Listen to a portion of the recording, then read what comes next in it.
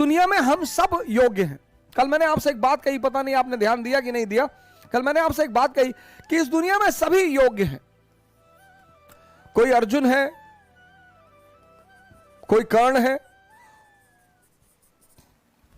और आमतौर पर ऐसा देखा गया है कि जिसको दुनिया बहुत योग्य मानती है, ये देखिए, वो असफल है जीवन में। ये बात लोगों को बड़ी परेशान करती है, बहुत हैरान करती है कि ऐसा क्यों है यार, कि एवरेज क्षमता का आदमी, अब कर्ण के सामने अर्जुन 99.2% 10+2, 90%, 99.2%, सॉरी 99.2% 10+2, 90%, और ये आदमी जीत रहा है।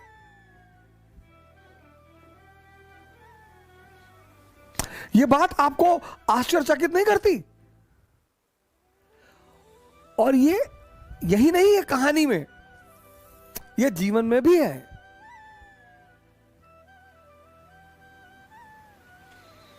दुनिया की नजर में जो कम योग्यता के लोग हैं, उन्होंने बड़ी जबरदस्त जबरदस्त जगह बनाई है।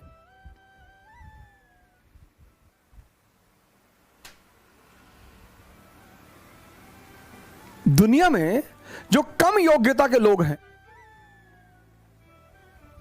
उन्होंने बड़ी जबरदस्त जबरदस्त जगह बनाई है। क्यों है ऐसा? क्योंकि जो भी संदेह के सहारे चलेगा, संदेह, जिसको भी अपने कामों पे डाउट है, इसका सारथी कौन है? संदेह, मन, शल्य। इनका सारथी कौन है? चैतन्य। ये कल मैंने आपको बताया था, कॉन्शियस। पर जीवन में ये देखो कि तुम्हारा सारथी कौन है। और जीवन 100% रिस्क है।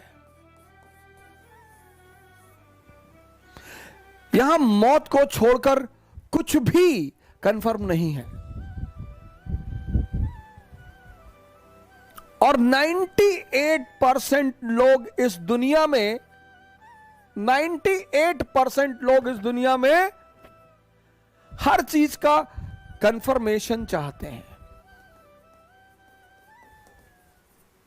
बस ये परेशान है,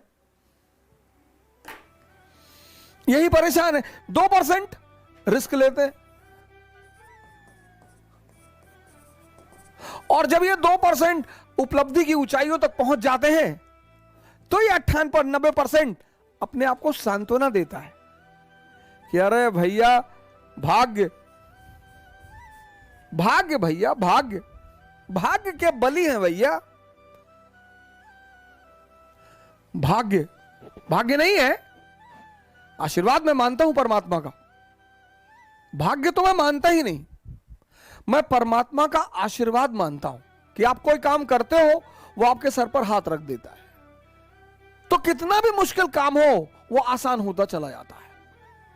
और आप कोई ऐसे कई सारे लड़के मैंने अपने टीचिंग के दौरान देखे, जो आए और आते उन्होंने कहा कि सर हमें आईएएस वाईएएस नहीं बनना, पापा जबरदस्ती भेज दिया, हम पढ़ने आए। हम नाम नहीं लेंगे,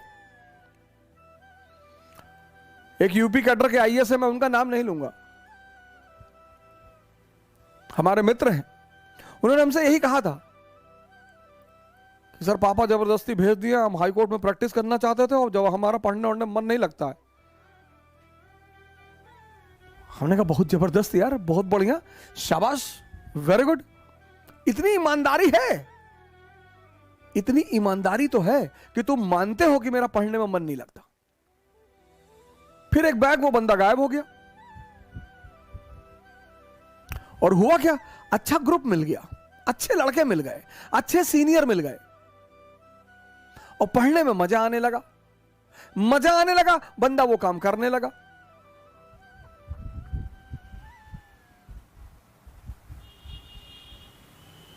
(381वीं रैंक है आईएएस में, पहले अटेम्प्ट में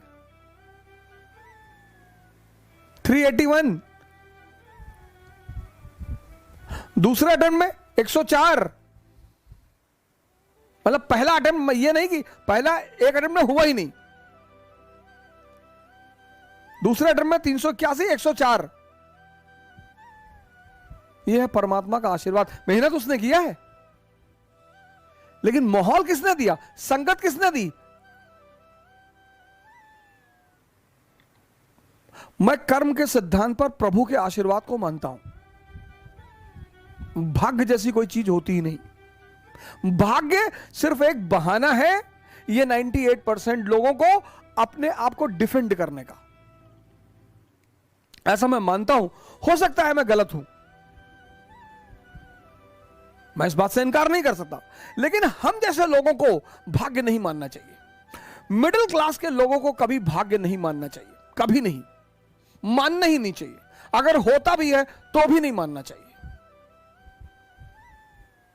क्योंकि हमारे पास खोने को कुछ है ही नहीं। हमारे पास क्या था? हमारे पिताजी डाक खाने के बाबू थे, हम 2 कमरे के मकान में रहते थे, हमारे पास खोने को ही क्या था? लेकिन हमारे पास पाने को पूरी दुनिया थी। सब कहते हैं पैसा बांध के कोई ले नहीं जाएगा। अगर बुढ़ापे में 4 साल आईसीयू में रहना पड़ गया ना सर,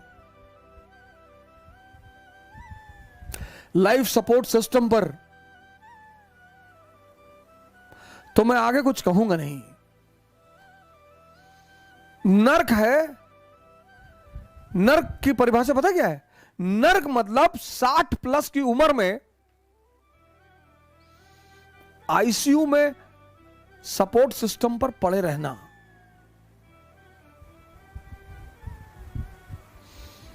बस वही नर्क है सर। और नर्क में टाइम बीतता नहीं है सर।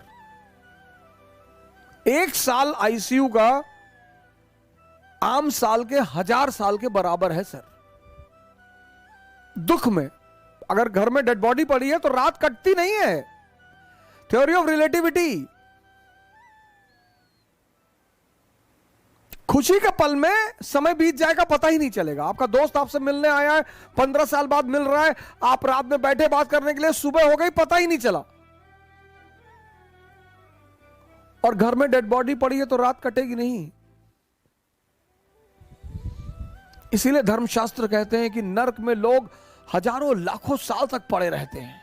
वहां टाइम बढ़ जाता है ना सर।